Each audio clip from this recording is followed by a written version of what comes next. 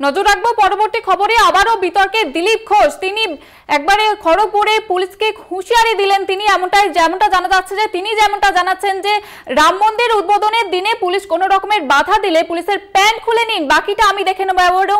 এমনই মন্তব্য করে আবারও বিতর্কে জড়িয়েছেন দিলীপ ঘোষ। প্রথমেই শোনাবো আপনাদের দিলীপ ঘোষ কি মন্তব্য করেছেন।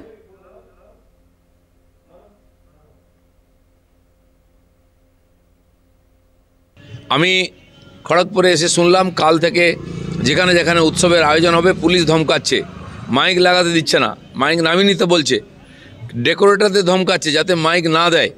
আমি হিন্দু সমাজকে আবেদন করব, আপনারা জোরদার উৎসব করুন। 500 বছর পরে রাম তার বাড়িতে আসছেন, আমরা একদিনের উৎসব করছি, তাতে যদি কেউ বাধা দেয়, পুলিশ যদি মাইক নামাতে আসে, মাইক খুলতে আসে, পুলিশকে ঘুরে তার প্যান্ট খুলে নিন, বাকি আমি দেখব, বিজেপি দেখবে।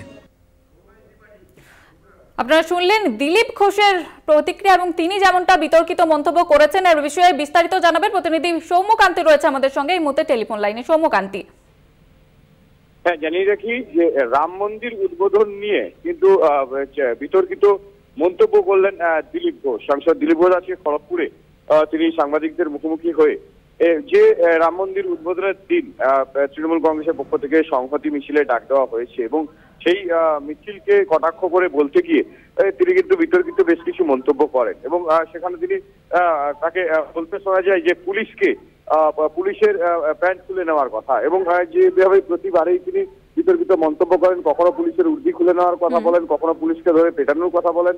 এবারে তিনি কিন্তু বললেন যে পুলিশের প্যান্ট খুলে নেওয়ার কথা, কেননা তিনি বারবার তার কাছে নাকি অভিযোগ আসছে যে এই স্থানীয়রা যারাই এই অনুষ্ঠানের মঞ্চ তৈরি করতে যাচ্ছে তাদেরকে মাইক খুলে নেওয়ার জন্য পুলিশের পক্ষ থেকে, প্রশাসনের পক্ষ থেকে ধমক দেওয়া হচ্ছে। এই অভিযোগ তুলে তিনি বলেন যে যদি মাইক খুলে নিতে আসে পুলিশ, তাহলে পুলিশের প্যান্ট খুলে নেবেন এবং যা বাকি বিষয়টা তিনি নিজে বুঝে নেবেন এবং এইরকমই বিতর্কিত মন্তব্য করলেন দিলীপ ঘোষ এবং সেই মন্তব্যকে ঘিরে কিন্তু রাজনৈতিক মহলে শোরগোল পড়ে গিয়েছে। কেননা দিলীপ ঘোষ যেভাবে বিতর্কিত মন্তব্য করেন পুলিশের বিরুদ্ধে, এবারে কিন্তু সরাসরি একদম হুমকি দিলেন যে পুলিশের প্যান্ট খুলে নেওয়ার।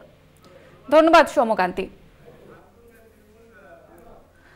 এই মুহূর্তে আমরা যোগাযোগ করতে পেরেছি তৃণমূল সাংসদ শান্তনু সেনের সঙ্গে। আপনাকে স্বাগত জানাবো কলকাতা টিভিতে। আবারও বিতর্কিত মন্তব্য দিলীপ ঘোষের, কি প্রতিক্রিয়া দেবেন?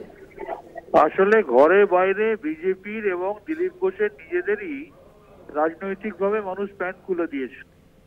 আর দিলীপ বাবু তো একজন স্বতন্ত্র ব্যক্তিত্ব, তার কারণ তিনি ছোটবেলায় যে দুধ খেয়েছেন যে গরুর দুধে সোনা ছিল, তাই তার মুখ দিয়ে সবসময় এই ধরনের কথাই বেরোয়।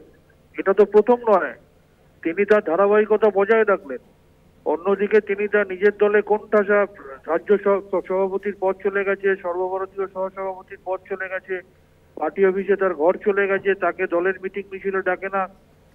এমত অবস্থায় তিনি রাজনীতিতে নাম্বার বাড়ানোর জন্য এই ধরনের কথা বলছেন। আর এটা তো নতুন নয়, দিলীপ ঘোষ এর আগে পুলিশকে চাকর বাকর, রাস্তার কুকুর, বাংলার মুখ্যমন্ত্রী যিনি একমাত্র দেশের মহিলা মুখ্যমন্ত্রী, তাকে বারমুডা পরা, মেরে মাথা ফাটিয়ে দেবো, ঝপুট গর্ত করে দেবো, ল্যাম্পপোস্টে বেঁধে মারবো, কবর দিয়ে দেবো, বুকে পা দিয়ে দেবো, এই ধরনের কথাগুলো তো দিলীপ বাবু বরাবরই বলে এসেছেন। এটা বিজেপির সার্বিক সংস্কৃতির বহিঃপ্রকাশ। আর দিলীপ বাবু এ ব্যাপারে সবসময় অগ্রগণ্য থাকেন, তাই এখনো অগ্রগণ্য থেকেছেন। তবে আবার এটা বলেই শেষ করব, সামগ্রিকভাবে বিজেপি এবং দিলীপ ঘোষদের বাংলার মানুষ রাজনৈতিকভাবে প্যান্ট খুলে দিয়েছে, তাই তারা নিজের প্যান্ট বাঁচাতে এখন ব্যস্ত। ধন্যবাদ জানাবো আপনাকে। আমাদের সঙ্গে ছিলেন তৃণমূল সাংসদ শান্তনু সেন। তিনি কিন্তু দিলীপ ঘোষকে এবং বিজেপিকে কটাক্ষ করলেন। যেমনটা শোনালাম আপনাদের, ফের দিলীপ ঘোষের মন্তব্যে বিতর্ক। তিনি যেমনটা জানাচ্ছেন, রাম মন্দিরের উদ্বোধনের দিন পুলিশ বাধা দিলে পুলিশের প্যান্ট খুলে নিন, বাকিটা আমি দেখে নেব।